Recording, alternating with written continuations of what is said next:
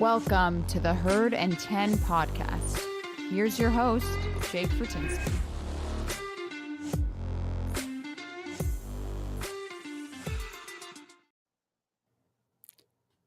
Hey everyone, welcome to another episode of the Herd and 10 podcast. As you can see, we've made some big changes. I have a new co-host in Kevin Fortinsky, my brother. Yes, he has the same last name as me.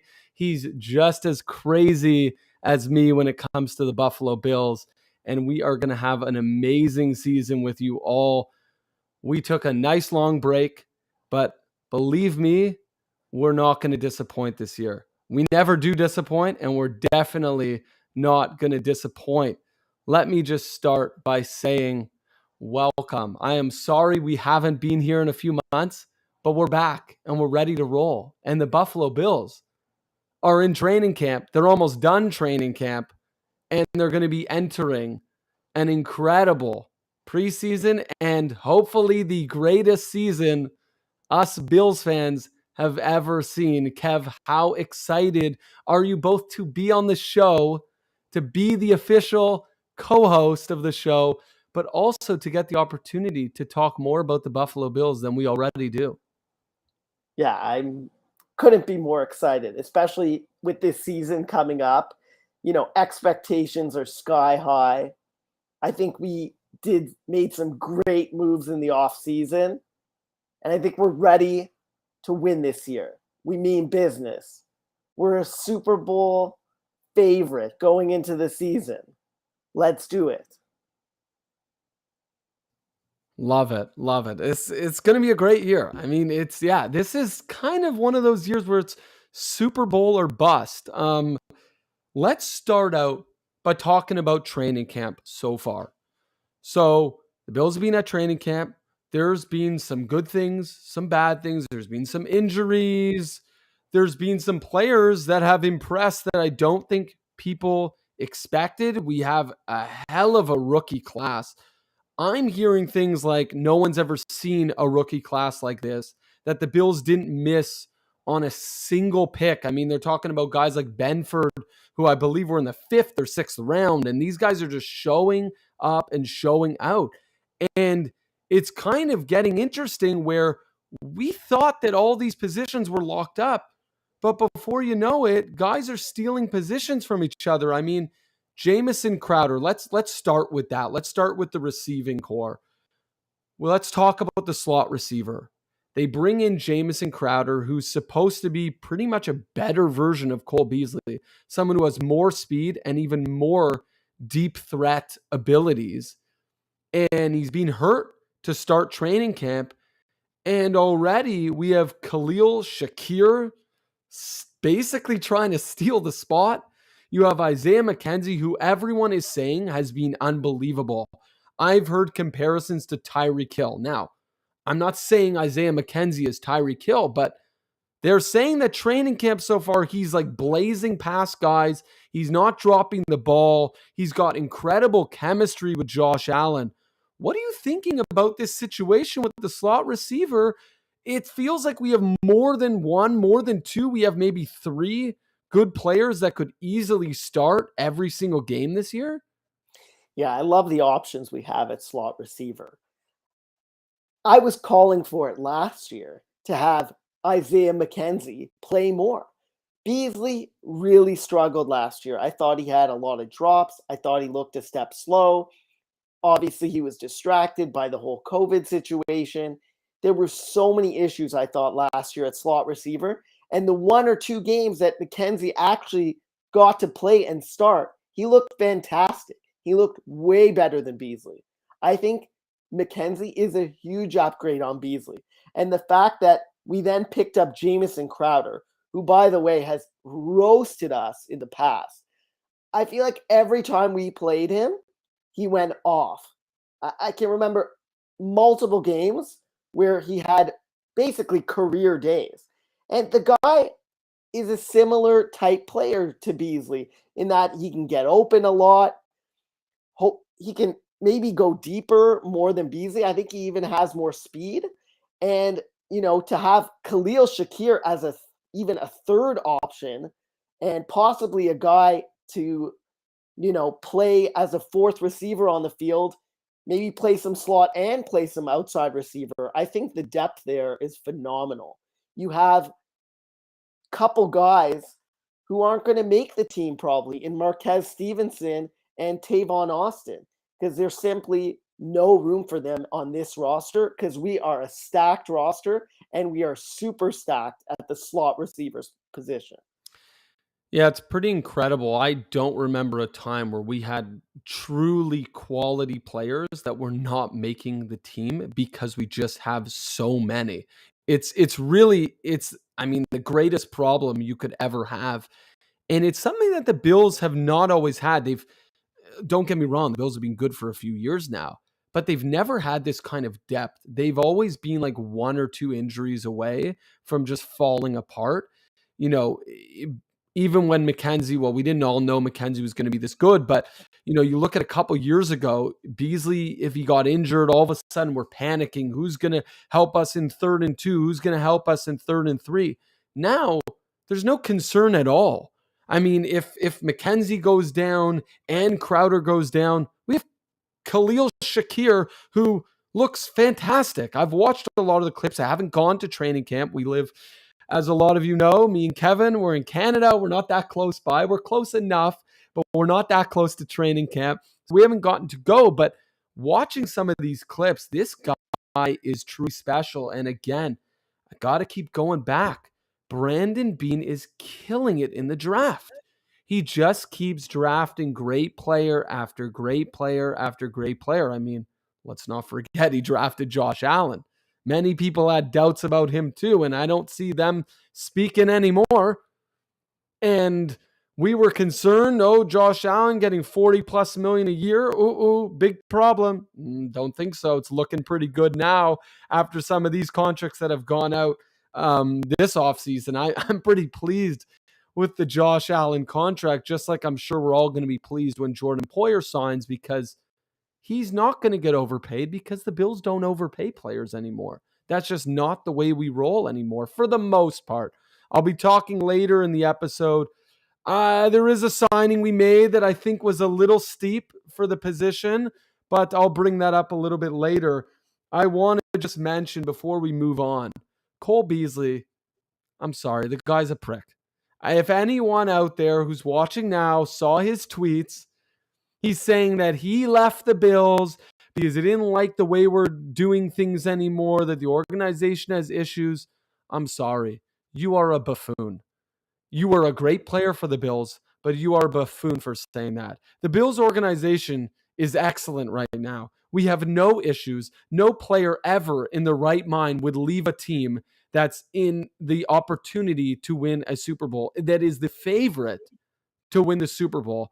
I'm sorry. I don't think he left. I think he was pushed out, and I think he's frustrated, and I think he wishes he was still around. But we all know the guys they've replaced him with are much better than he is. They're younger and they're better. And I think he's frustrated by it. Kev, any thoughts on what he was being tweeting? Yeah, I mean, I think it's nonsense.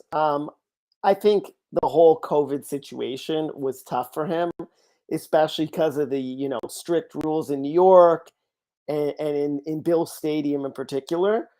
But to me, the guy was cut for football reasons. I don't think we had space for him under the cap. And I think we had replacements who are as good, if not better than him. We saw the step back he took on the football field last year. And I believe there'll be another step back this year, wherever he may end up. And he was unnecessary. We got guys who are just as good, if not better, for cheaper. And the fact that he was cut was obvious to most people that was going to happen simply for cap reasons, if nothing else. So if he's sour about, not being on our next run into the playoffs, then too bad for him. Yeah, so long, Cole. Don't need you anymore. You were great for us, and I loved you for it, but it's what have you done for me lately? And we have better players now, and we've moved on. And I think it's time for him to move on as well, because he does seem a little sour. Moving on. This is more full football news. You will see that I just put Brady on the screen, where half of his jersey has the Miami Dolphins, half of it has the Tampa Bay Buccaneers. Now, we have to talk about this because we're Bills fans and we can't really not talk about Brady, even though we don't want to.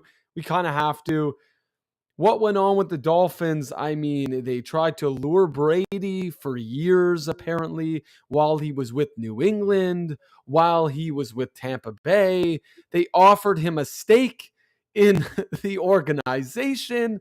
They were doing everything they possibly could to convince him to play for them. I mean, let's just start with this. As a Bills fan, don't get me wrong, Brady's a great player. It would be amazing to have Brady in his prime. I mean, the Bills have moved on. We got Josh Allen. But yes, if I was the Dolphins in that situation, yeah, fine. You know, you don't have a great quarterback in place. You're trying to do something. But to try to like go bend the rules, go around the rules, to bring in a guy that you do deep down really hate, it just seems crazy to me. Like, as a Bills fan, if I found out that the Bills had done this, I kind of would feel betrayed. Do you not feel like that, Kev? Yeah, definitely. I mean, as Jake knows, I am not a Brady fan. I appreciate he's obviously the greatest of all time. I regret to say it, but he is. But I severely don't like him. It's funny because how many times has Brady bent the rules? And now, the Dolphins are bending the rules to try to get him. I mean, it's kind of funny. I find it funny. I also enjoy the fact that, Miami is doing everything they can to get away from Tua. And, what is the point of having Tyreek Hill when you have Tua Tango Vailoa as your quarterback? I don't see the Dolphins going anywhere. I get the hype, but a great receiver without a great quarterback is pretty useless. So I'm very happy Brady's not in Miami. And I am also quite happy that the Dolphins lost some picks. That never hurts in your division. Got to win your division first. So yeah, good news all around, really. Yeah, it's definitely set Miami back. I mean, they were already behind, although there was a podcast recently from Dolphins fans where they're convinced that the Bills are coming in last in the division and that the Dolphins are going to win the division and that the Bills are scared, apparently. I haven't heard anything like that come out of Buffalo. I don't think that there's any fear of the Dolphins. It's not to say that something can't happen. Of course, anything's possible.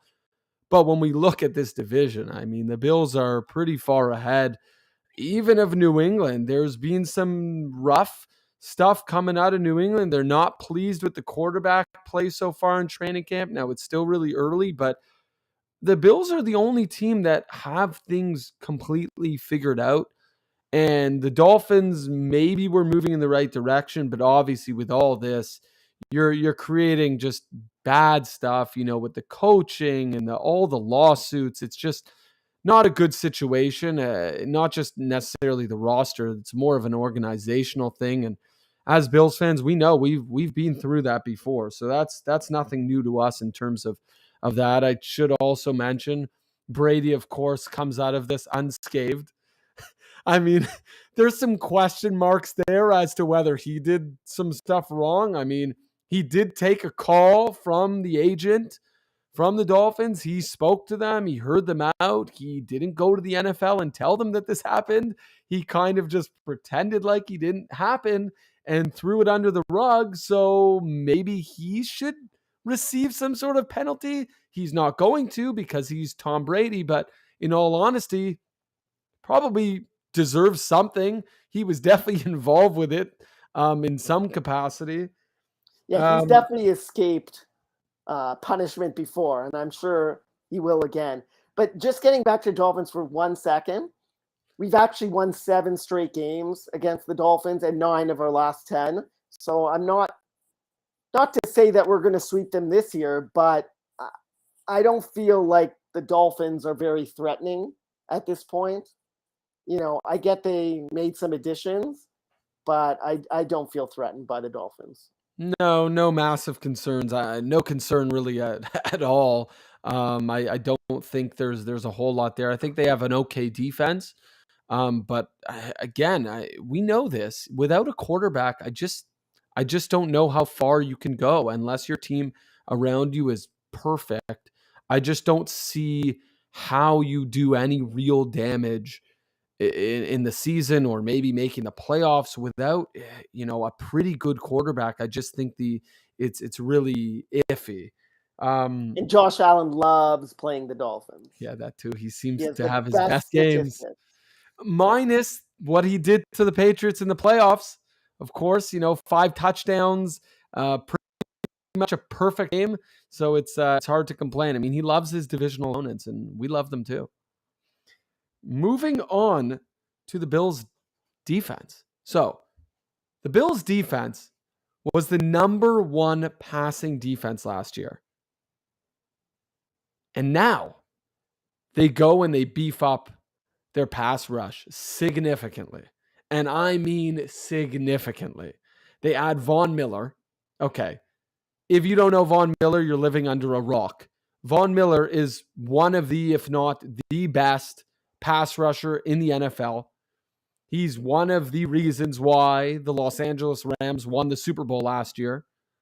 He's won the Super Bowl with 2 other teams, so the guy is more than proven. He can still play. He's not past his prime. I mean, he's edging to it, but he's certainly not past it. No pun intended. He's an edge rusher. And the Bills go and add guys up the middle too. They add Jordan Phillips, who, if you don't remember, just a few years ago was unbelievable for the Bills. Led the team, if I'm not mistaken, led the defensive line in sacks as a defensive tackle. We add Shaq Lawson, who I don't even know he's going to make the raw good the pass rush is now. You obviously have Gregory Rousseau entering his second year, and everyone's saying the guy's been an absolute animal in training camp.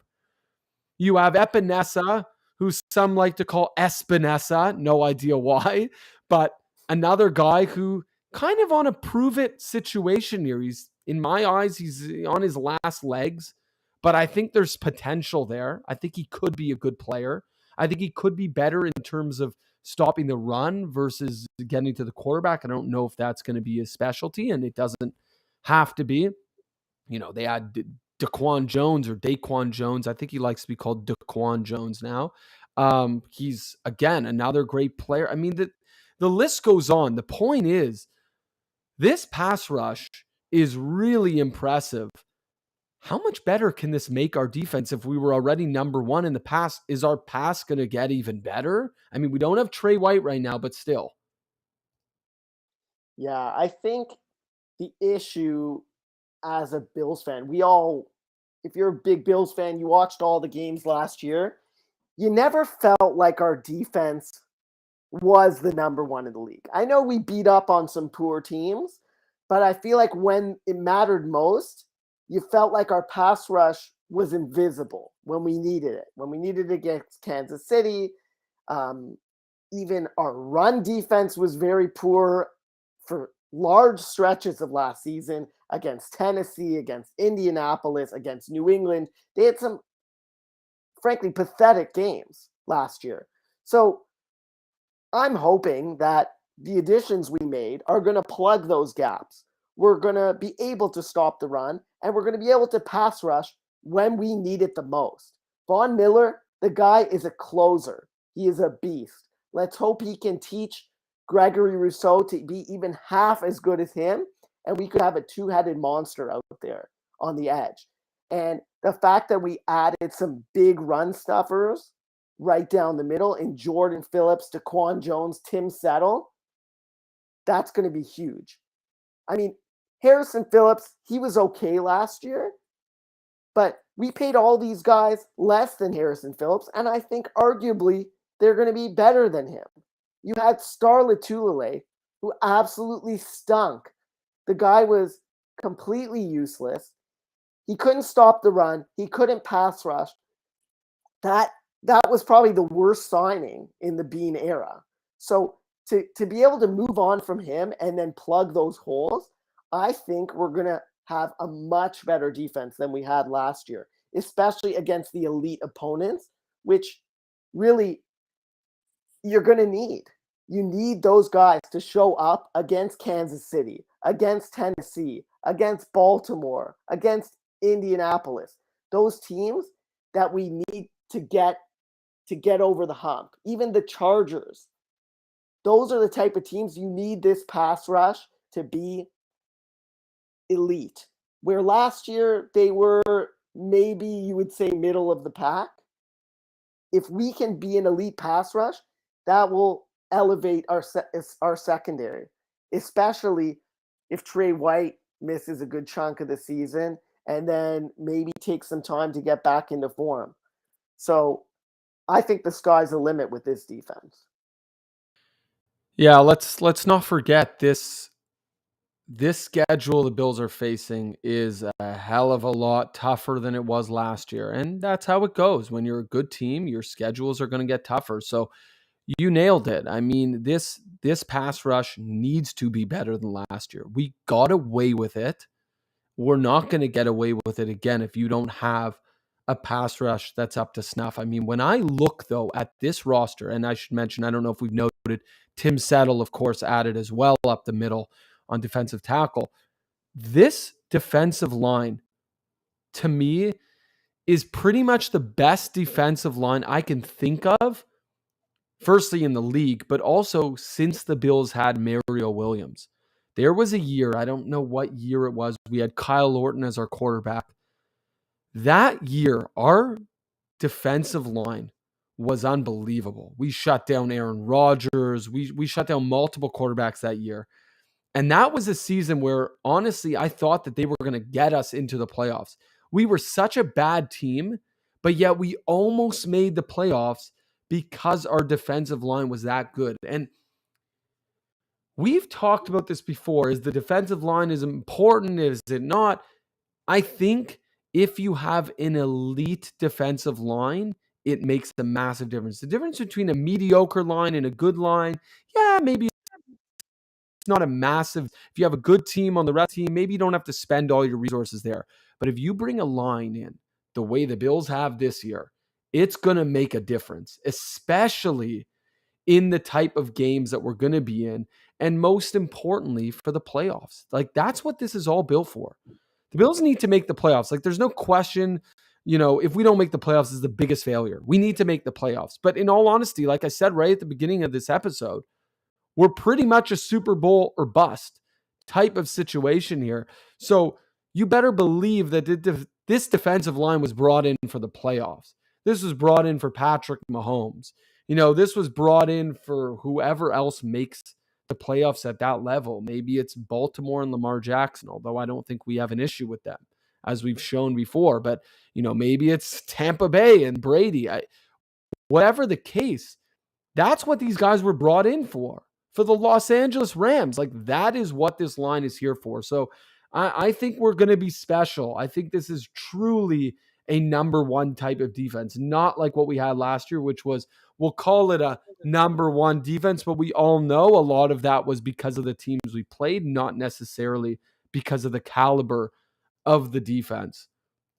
So we have a fun segment that we're doing. We're going to probably do this every week, and it's the true or false segment. And this segment is brought to you by Manscaped, our new sponsor. We've worked with them before. We're very excited to have them back again. If you need to clean up those balls, you got to go get something from Manscaped. You got to get their lawnmower. I'm telling you, this thing is unbelievable. So let's start with some true or false questions. I got 3 questions here. We can both answer them, Kev, or you can answer, or I can answer. We'll kind of just throw it out there. Wide receivers are the best position on the Buffalo Bills right now. True or false? So. Yeah, it's true. It's true. They're I think they are. I think they have a lot. Not only do we have, a superstar in Stephon Diggs, we have an up and coming 3rd-year possible superstar in Gabe Davis. We have a rookie who's looking fantastic, and we have two proven guys in the slot in McKenzie and Crowder. So I think it's true. Yeah, I have to. I mean, look, the only other, well, I should say there's two other position groups. There's one, which is who we just talked about. The defensive line is a really, really impressive defensive line. I don't know if they're quite the wide receiver core, but they're pretty damn good. And of course, the quarterback position with Josh Allen. However, we don't have that kind of depth the way we do at receivers. So that's why I'm going to agree. I'm going to say true. The wide receiver group is definitely the best group on the entire roster. And shout out to our two starting safeties, who, in my opinion, give them respect. Both two in the best in the league. But again, the depth beyond them is questionable. It's okay. It might be okay, but they're questionable. You don't know. No.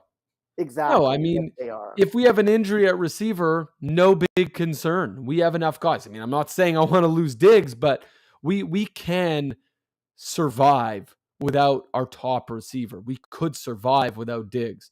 I don't know. In the playoffs. Yeah, maybe not. But in the season, for a game or two, I think we can function. I don't think we can function without those other. I think we would struggle a lot more with those other positions if we had injuries. The team, this is an interesting one. I threw this one in there. The team can make the playoffs without Josh Allen. True. I believe Keenum can get us through a stretch of games. I'm not saying the whole season, but I would say if he had to play even 6 games, I think he's a good enough backup to win at least 50% of those games, especially with how good I think our defense is going to be and the upgrades we have to our O-line and running back as well. I don't think Keenum would have to do that much to win some games, and he's proven he could do it in the past. He's led teams to the playoffs. So I believe this might be the best backup QB we've had in a long time. And Trubisky wasn't bad either. He could have been okay in a stretch of games too, I think. But I think Keenum is even more dependable. Yeah, I think that's the right word. I think he is more dependable. Again, I agree. I think Trubisky would have been fine if he had to play a stretch of games, but certainly Keenum is definitely more dependable. And yeah, like you said, he's done it before. He took the Vikings quite far in the playoffs with Stephon Diggs. Miracle play against the Saints. So he can certainly do it. I agree. I mean, it's crazy because we love Josh Allen. He's amazing. He's one of the, if not the best quarterback in the NFL right now. But I think our team is that good. And I think our backups are that good that we can still make the playoffs now. Do I think we're going to the Super Bowl without Allen? No chance. Do I think we're making the playoffs if Allen doesn't play one game this season? Probably not. But if he misses a few games, I think we can make it, especially because even if we broke even in those games, let's say we split and we went 2-2, Josh Allen is good enough to make up for that. Our team is good enough to come back from 500. And I think Keenum is more than good enough to provide 500. I don't have any doubt about that. I don't think he's a bad quarterback. I think he's a borderline starter in the NFL. I really do. I mean, just like Trubisky. Trubisky signed a 1-year deal with us. And he immediately, after the 1 year signed. He's likely almost 100% going to be the starter for the Pittsburgh Steelers, although he apparently hasn't looked great in training camp, but still, he's probably going to start for them. He's a starting quarterback in case Keenum is a borderline starting quarterback. So I think the Bills are, again, they are very deep. The deepest team I think we've ever had. I don't recall, at least in my lifetime, a team that's this deep in so many positions. Yes, there's some positions that, maybe safety position, not the deepest, linebacker, maybe not the deepest, although do you have some nice rookies there now that look to be pretty good. But I've never seen a team like this where I feel just like unbelievably confident no matter what happens kind of a thing. Yeah, here I got one true or false for you too, Jake. Yeah. You think, does Ed Oliver break out this season? That's a good one. I think so. I think this is the year. We look at last season. Over the course of the season, he started out kind of slow, but late in the season, he was pouring it on. He was gaining confidence. He looked quick. He looked like he was like in full form. And again, I know I keep referring to training camp, and I know a lot of people go, well, it's just training camp. Let's not look too deep. Everything I say regarding training camp, I agree. Everyone should take with a grain of salt. But everyone is saying that he looks unbelievable. He's tallying multiple sacks a day at training camp. He's never done that before. The stuff he is doing, the stuff he did at the end of last season and the stuff he's doing at training camp so far are things that he's never done before. So I believe he's going to break out. I mean, break out, especially when he has this line around him.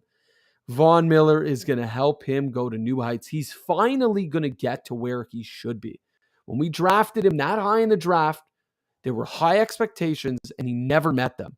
This year is the year that he exceeds those expectations. Yeah, I agree. I think Ed Oliver is going to break out, and I think part of the reason is those other additions we made on the D line. I think he is going to be able to play the position we picked to play him, which is sort of he's a smaller kind of defensive tackle. If you can have that big one technique guy beside him, Phillips is, I think, much better than what we had. I think Daquan Jones is much better than what we had. And I think it's going to free up Ed Oliver, not to mention Von Miller. I think Ed Oliver is going to have more space. I think he's going to have less double teams. And I think he's going to be an impact player. I think the changes on our entire roster is going to elevate not only Ed Oliver, but it's going to elevate the players we even had on our roster last year. I know we discussed last year continuity was a detriment. And then this year, I think we've added players at almost every position group on this team. I think maybe the only position group that didn't change this year is at safety.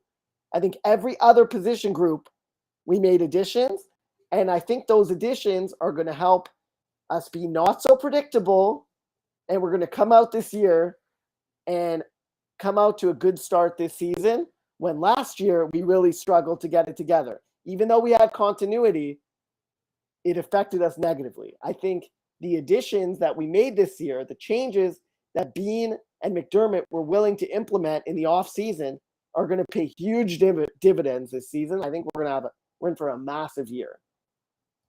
Love it. I completely agree. Moving on to tweet of the week, brought to you by Buffalo Beads. You got to check these guys out. What they are making is so cool. They're sending us some products, so we'll get to show those off to you. But they're making these custom Buffalo Bills beaded bracelets. I know beads were kind of disappeared for a while, but I'm telling you, they're coming back. And these things are awesome. I love it. I saw their profile on Instagram, and I am just blown away by the stuff they're producing. You got to check them out. Buffalo Beads. Von Miller said this about Greg Rousseau. He is a demon on the football field, and I'm going to bring it out of him. I've been feeding him gunpowder and gasoline. You got to love that. I mean, Von Miller just adding fuel to the fire in a good way, not in a bad way.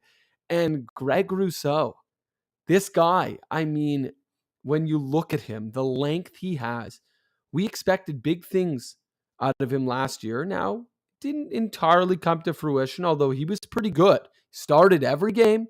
He was part of a great Bills defense.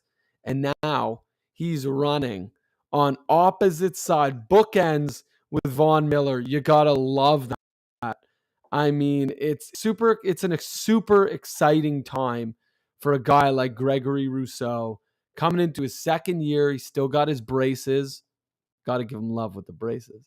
And he's a great player. Like, the guy is going to be a superstar. You just watch his tape and you just know it's coming. He's still developing. Remember, he only played 1 year as a defensive lineman prior to coming to the NFL. Like, this is not something he's been doing for very long. So this guy's going to be a stud. Love him. Love the tweet. Give Von Miller respect. Give Greg Rousseau respect. These guys are going to be sacking quarterbacks all season long. Kev, you got this next segment, I think.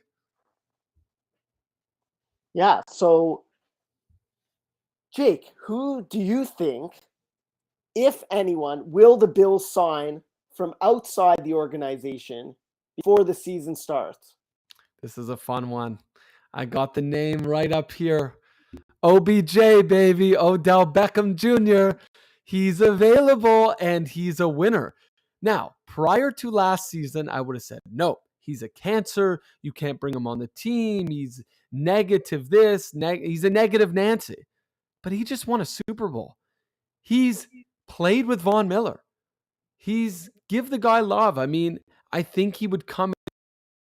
It's one of the situations where the Buffalo Bills have their organization figured out. They have that stuff ironed out. You can bring a guy like that in, kind of like how New England used to be, where they'd bring in guys that no one else would take a chance on. Look at Randy Moss, had his issues, had his emotional whatever issues, comes to New England, plays lights out, caught, what was it, like 30 or 32 touchdowns or something ridiculous, and he was unbelievable. So although a lot of people, I think, have their hesitation, OBJ just won a Super Bowl, and he's a damn good player, and we have to just accept the fact that he would make our team better. I don't know if we're going to sign him if we don't have an injury, though. I think that's the only question mark I would say. I think we should bring him in regardless, but I don't know if we will unless we have some sort of injury. And it doesn't have to be one of our top players, but it has to be either a starter or like a hybrid starter. Like, I think that there's an opportunity to bring him in. Kev, thoughts? Yeah, I agree. I think Odell Beckham would be a great signing. The key is that you can stash him on IR until he can come back in November and December. And he's a great insurance policy. If one of our receivers does get injured, he can step in and kind of get acclimated going into the playoffs. So that would be it's like almost a deadline addition that you're making even before the season starts. I think it's a great addition. But let me throw out another name. I think this guy's been bantered around a bit. Joe Hayden, cornerback. I think our depth at cornerback is a little questionable, especially given that Trey White is probably going to be out for a good chunk of the year. And we might need a veteran at some point to come in and spell either Dane Jackson or Kaiir Elam, or just try to help mentor him. I feel like we might need someone dependable who's not going to give up big plays and can, start if needed. So that's another guy I would certainly consider signing at this point, just in case, one of those guys isn't performing up to snuff or gets hurt. And I like both of the things we noted. Obviously, mine on offense, you're on defense, just by pure coincidence. We didn't talk about this before. Both of those guys are going to be relatively inexpensive. That's something to remember too. The Bills don't have a ton of money to spend, but they have enough where they can bring in these kinds of veterans on a 1-year deal to help out. And these guys are going to be more willing to, because they only want to play for a team that's really going for gold, a team that's going for the championship. They don't want to just go to another team for the hell of it. They don't need to play anymore if they don't want to. They want a 1-year deal with a team that's got a real shot to win. I mean, look, Odell did it with LA. Joe Hayden, I mean, he's moved around. He obviously played with some good teams, played with the Steelers. He left the Browns to move up in the world. So it's the same kind of situation. I think both of these guys bring something to the table that the Bills could just add for a small fee. I think it's a very, very solid idea. I mean, the Joe Hayden one is probably more of an immediate impact. Obviously, you bring him in, he can help us right away. Odell Beckham, it's a later in the season kind of thing. But again, I think he adds a lot. Like you said, if he gets acclimated before the playoffs, I mean, you know what he can do. It's endless having him and Diggs and Dave. I mean, it would be a beautiful thing with, of course, I can't finish this episode without mentioning James Cook. I mean, we have a potential star running back that might break out also this year. I mean, we're not going to give him that many touches, but who knows what kind of damage he's going to do. Let's not forget, the Bills basically had no run game for 90% of the season. And then right at the end, Devin Singletary goes off. But outside of that, Josh Allen did it by himself. And we just added James Cook, who's infinitely better than Zach Moss. I personally think Zach Moss should be cut. I think he's a useless running back. People might at me for it. I think he sucks. I don't think he's ever going to be a legitimate running back in the NFL. And to be honest, I don't think Devin Singletary is that good either. I think he's an okay running back. And I think maybe with James Cook, they could be a decent tandem. Big reverse from what I'd said last year. I thought Zach Moss was going to be amazing. Of course, I was wrong. I could be wrong again about James Cook. I could be wrong about Zach Moss. Maybe he turns things around, but I just don't see that happening. We're going to end on this note, which is surprise player to be cut or surprise player to make the roster. I'm going to go first here because I got a guy like way up in my list. This was a guy when we drafted him, I actually thought there was a legitimate chance he would make it. And it's for the exact reason why you brought up Joe Hayden. We're thin at cornerback without Trey White. I think Christian Benford has a really good chance of making this team. Yes, he was a 6th round pick.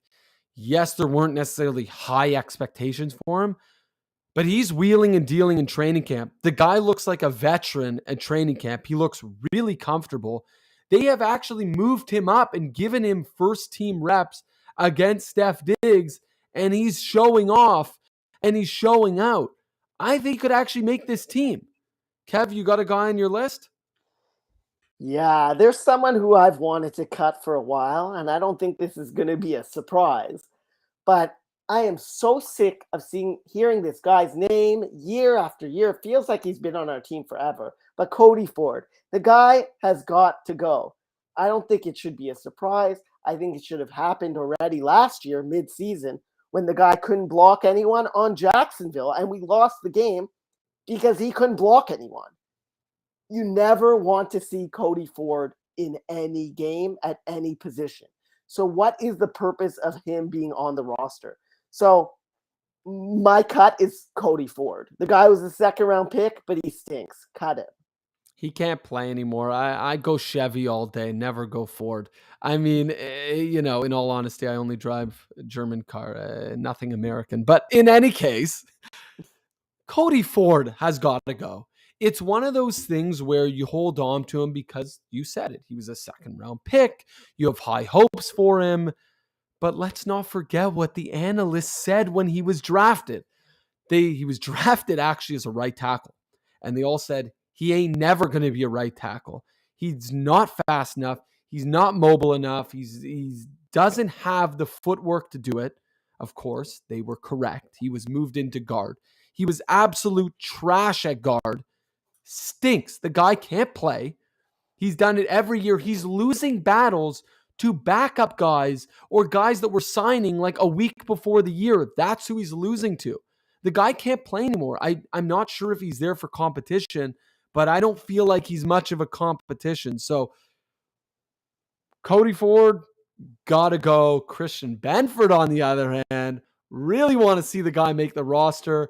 Love to see a gritty 6th rounder make it. We, as Bills fans, love those kinds of guys. Got the pail, got the hard hat, go to work. That's what I like, and that's what Christian Benford is. So we're going to close it out here. I want to thank everyone for joining us tonight. This is our first episode in a long time, but you showed up, so we're thrilled. And Kev, hell of a co-host. Great start to the, can't really say off-season, great start to the preseason. We'll see you all next week. 7 p.m.